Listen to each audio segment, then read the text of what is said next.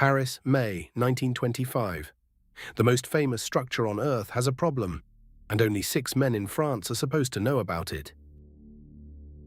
In a private suite at the Hôtel de Crillon, a government official closes the curtains and asks 6 scrap metal dealers to sign a confidentiality agreement. He is a Deputy Director General of the Ministry of Posts and Telegraphs. He has official stationery and a secret that could embarrass the entire French Republic. The Eiffel Tower is rusting, maintenance has become impossible to afford, and the government has decided, quietly, to sell it for scrap. Within weeks, one of these 6 men will hand him a check worth more than 1 million francs for a monument that was never for sale. The man at that table doesn't work for the government. This is the story of the greatest con artist who ever lived, the man who sold the Eiffel Tower, twice. To understand how you sell a national monument, you have to understand the man, and the man was designed to be misunderstood. Victor Lustig is born in 1890 in a small town in Bohemia, in what is now the Czech Republic. His father is a respectable town official. Victor is clever, dangerously clever. By his early 20s, he speaks Czech, German, French, English, and Italian fluently enough to be anyone. And at 19, he discovers the only stage worthy of his talent: the transatlantic ocean liner. First class between Paris and New York is a floating village of rich, bored strangers, the perfect hunting ground. Lustig poses as a European aristocrat, Count Lustig, and relieves wealthy passengers of their money in rigged card games and fake investment schemes. He studies accents, manners, tailoring, and he learns the lesson that will define his life. A con man's real product is never the scheme, it's trust. His signature invention, the Romanian money box, a small mahogany machine that he claims prints perfect $100 bills. The catch, it needs 6 hours per note. Lustig demonstrates it with 2 real bills hidden inside and sells the box for thousands. By the time the buyer realizes the machine only ever contained the con man's seed money, Lustig is 3 states away. One sheriff who bought a box tracked him down and arrested him. Lustig talked his way free and left the man convinced he had operated the box incorrectly. For 15 years, this is the life: new ships, new names, new marks. The Count is a rumor with 47 aliases. But in May 1925, at a cafe table in Paris, Victor Lustig reads a small newspaper article. It is about the Eiffel Tower, and it gives him the biggest idea in the history of confidence tricks. The article says the Eiffel Tower is becoming a problem, and in 1925, that is true.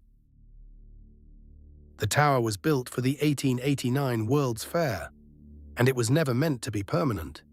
It was supposed to come down after 20 years. Parisian artists had called it a monstrosity, a tragic street lamp, an iron monster squatting over the city.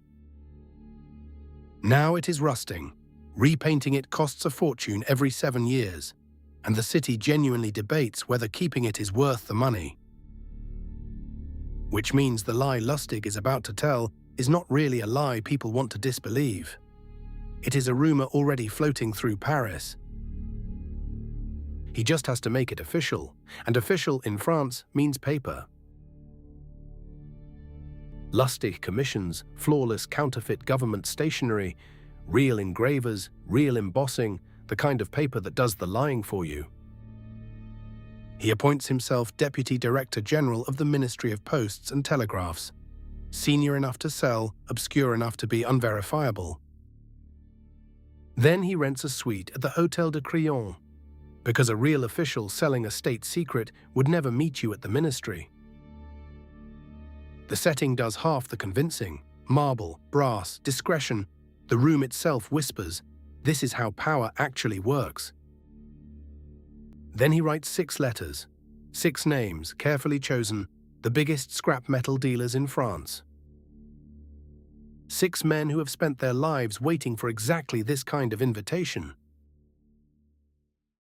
The pitch, when they gather at the Crillon, is a masterpiece of psychology.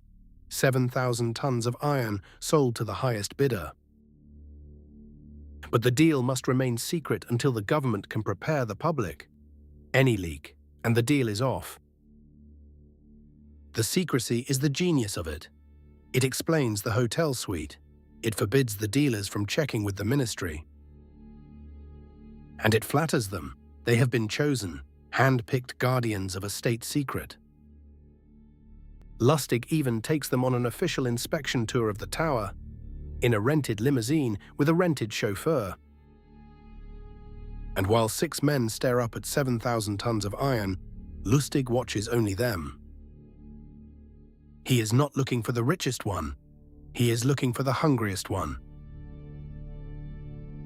He finds him, André Poisson, a dealer from the provinces, desperate to break into Parisian high society. Poisson's wife is suspicious. Why so secret? Why so fast? Why him? So Lustig plays his boldest card. He requests a private meeting and confesses. Not to the con, to something better. He confesses to being a corrupt official. A man of his position, he sighs, is expected to entertain, to dress, to live, on a government salary. The deal will go to whoever understands him, and Poisson understands completely, a bribe. That is why the secrecy. In that moment, every suspicion becomes proof that the deal is real, because who bribes a fake official? Poisson pays the purchase price and the bribe on top. By some accounts, more than 1 million francs in total. The exact number died with the 2 men. What is certain, Lustig is on the train to Vienna within hours. And then, nothing happens. No headlines, no police bulletin, silence. Because André Poisson has just discovered the perfect crime, one where the victim would rather lose a fortune than admit what he bought. Lustig waits in Vienna in a suite paid for with Poisson's money, scanning the French papers for the scandal. It never comes. Day after day, nothing. The most audacious con in history, and nobody even reported it. And here his brilliance curdles into arrogance, because Lustig draws the obvious conclusion. If it worked once and nobody said a word, why not simply do it again?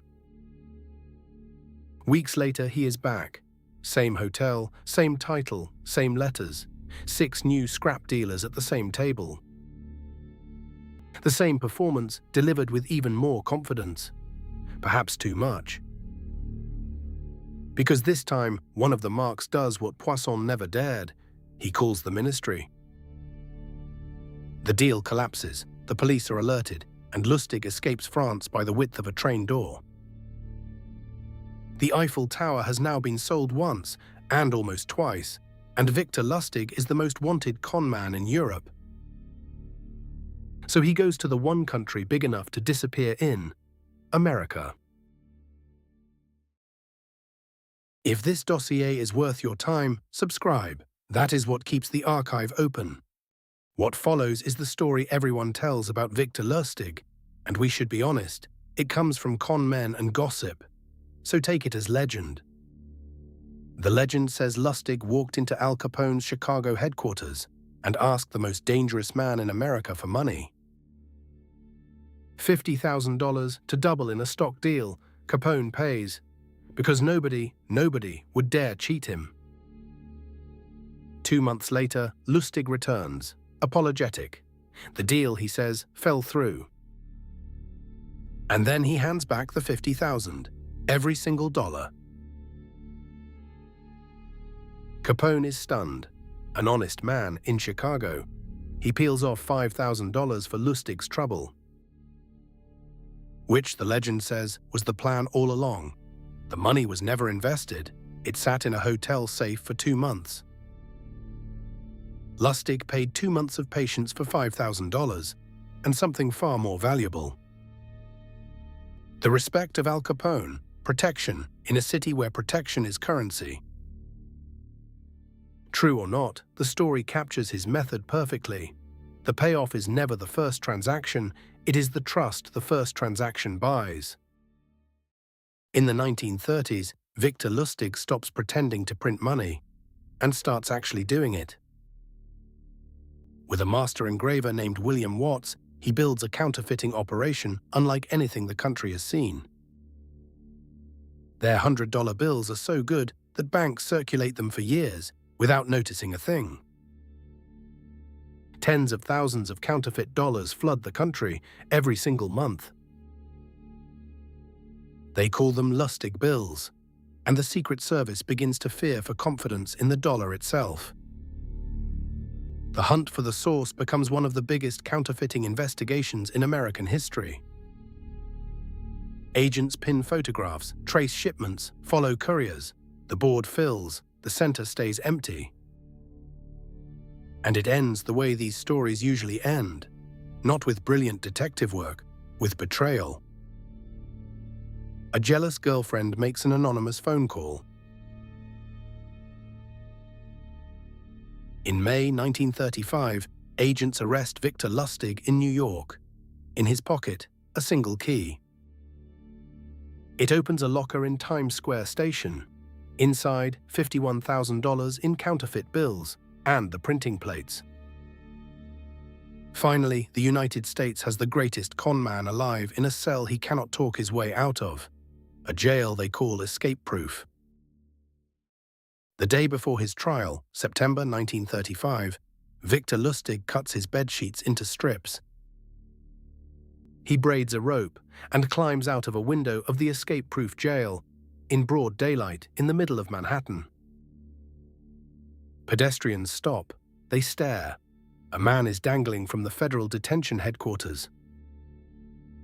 So Lustig, hanging stories above the street, pulls a rag from his pocket and starts wiping the windows. The crowd moves on. A man cleaning windows is invisible. He reaches the ground, bows, and disappears into the city. It is the con distilled to one image. People do not see what is happening. They see what makes sense. The freedom lasts 27 days. Agents corner him in Pittsburgh. This time there is no window. A judge gives him 20 years to be served in the one prison built for men who escape, Alcatraz. The Rock is the one room Victor Lustig cannot leave. The charm that opened ministries and mob offices is worthless in a place where nobody has anything to give. He serves 12 years, quiet ones. The count becomes a number. In March 1947, Victor Lustig dies in a prison hospital in Springfield, Missouri. Pneumonia, 57 years old. On his death certificate under occupation, a prison clerk types the final perfect joke, whether he meant it or not. Apprentice salesman, the man who sold the Eiffel Tower, listed for eternity as a salesman in training. The tower he sold still stands, repainted every 7 years, the most visited paid monument on Earth. André Poisson's name survived only because Lustig's story needed it. And somewhere in every crowd beneath that tower stands someone reading a message from a stranger about an opportunity that is confidential, exclusive, and closing soon. Victor Lustig wrote 10 commandments for con men. The first one explains every scam that has ever worked, including the ones in your inbox right now. Be a patient listener. The con never starts with the lie, it starts with you, telling them exactly what you want to be true.